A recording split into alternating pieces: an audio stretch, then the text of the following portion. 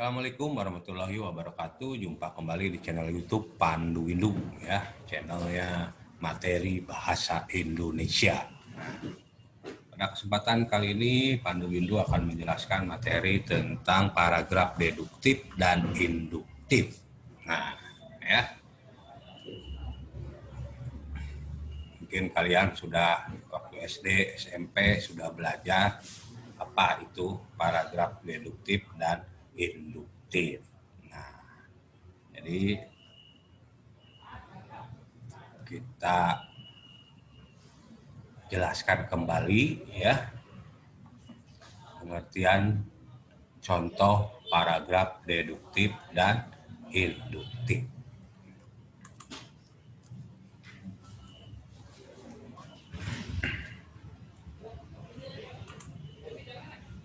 Nah, ini ya. Oke, kita langsung saja pengertian paragraf deduktif.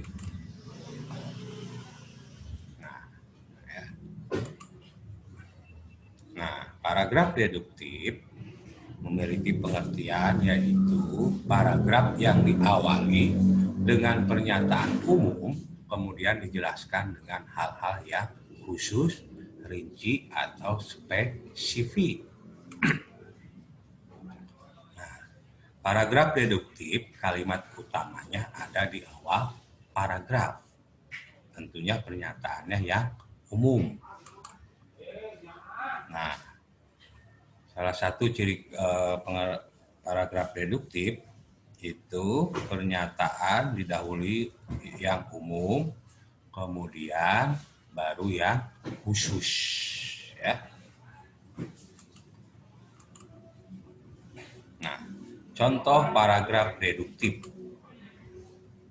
Nah, ini ada paragrafnya. Nah, satu-satunya bidang pembangunan yang tidak mengalami imbas krisis ekonomi adalah sektor-sektor pertanian.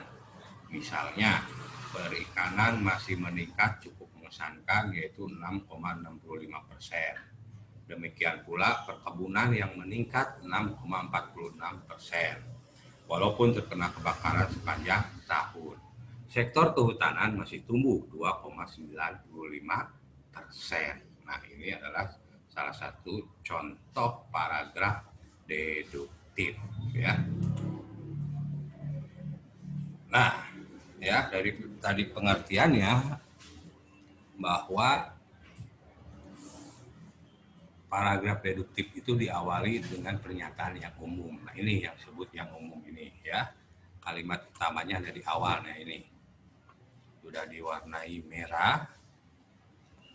Ya, satu-satunya bidang pembangunan yang tidak mengalami imbas krisis ekonomi adalah sektor-sektor pertanian. Nah, ini pernyataan ini masih umum ya. Nah, kemudian makanya ini disebut kalimat utama ya.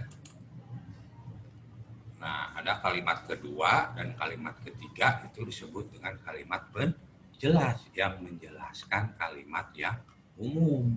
Nah, ya. Jadi kan kalau satu-satunya bidang pembangunan yang tidak mengalami imbas krisis ekonomi adalah sektor-sektor pertanian. Pasti ada pertanyaan kan?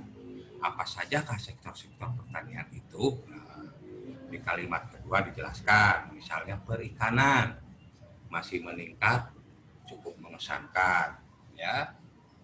Demikian pula perkebunan yang meningkat, walaupun terkena kebakaran sepanjang tahun. Sektor kehutanan masih tumbuh. Nah, itu adalah kalimat-kalimat penjelas, ya.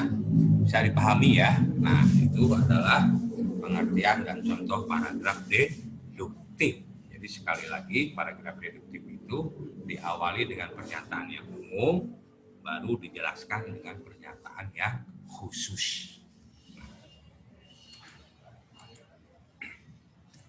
Nah, berikutnya pengertian paragraf induktif. Ya, jadi paragraf induktif itu kebalikan dari paragraf deduktif. Kalau deduktif umum ke khusus, induktif khusus ke umum. Nah, ini yaitu paragraf yang diawali dengan hal-hal yang rinci, khusus, kemudian digeneralisasikan, disimpulkan, ya. Kalau kita bisa disimpulkan atau menyimpulkan, berarti kalimat utamanya, nah, ada di akhir paragraf, ya. Nah, paragraf induktif khusus dulu, baru umum, ya. Nah, contoh.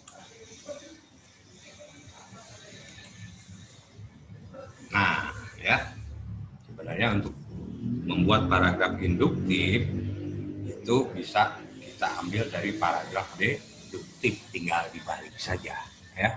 Yang kalimat utamanya deduktif di awal, nah di induktif kita bikin di akhir.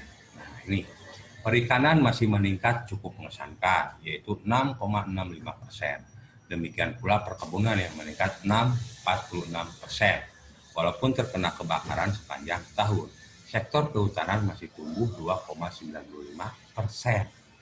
Itulah satu-satunya bidang pembangunan yang tidak mengalami imbas krisis ekonomi adalah sektor pertanian. Nah, ini ya di akhir paragraf kalimat utamanya. Ya. Nah, kalimat ke-1 dan kedua itu adalah kalimat penjelas, ya. Jadi ciri kalimat induktif itu salah satunya menggunakan kata jadi, itulah, dengan demikian, oleh karena itu. Nah, itu adalah kalimat-kalimat simpulan. Nah, ya, paham ya? Nah, itulah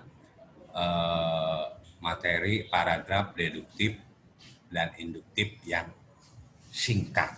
Ya, semoga bermanfaat dan bisa dipahami. Ya, jangan lupa di like, di komen, dan di subscribe. Ya. Assalamualaikum warahmatullahi wabarakatuh.